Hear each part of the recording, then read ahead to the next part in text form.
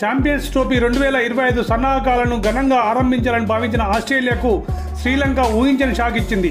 కొలంబో వేదికగా ఆస్ట్రేలియాతో జరిగిన తొలి వన్డేలో 49 పరుగుల తేడాతో శ్రీలంక ఘన విజయం సాధించింది. 215 పరుగుల స్వల్ప లక్ష్యాన్ని ఛేదించలేక ఆశీష్ 33.5 ఓవర్లలో 165 పరుగులకే కుప్పకూలింది.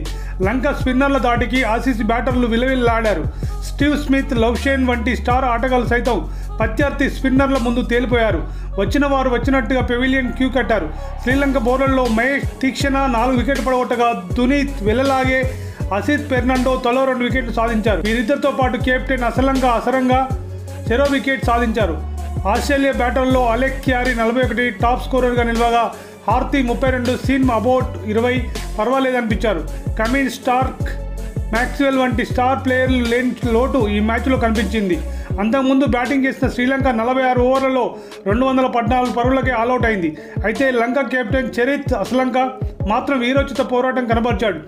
సహచరులందరూ విఫలమైన చోట అసలంక అద్భుతమైన సెంచరీతో మెరిచాడు. 126 బంతుల్లో 14 4లు 5 సిక్సర్లతో అసలంక 127 పరుగులు చేశాడు.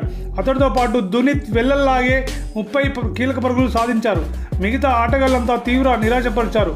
ఆస్ట్రేలియా బౌలర్లలో సీన్ అబౌట్ 3 వికెట్లు పడగొట్టగా నాథన్ ఎల్లిస్, జాన్సన్, హార్తే తలో 2 వికెట్లు సాధించారు. ఇక ఇరు జట్ల మధ్య రెండో వన్డే ఫిబ్రవరి 14న ఇదే వేదికలో జరగనుంది.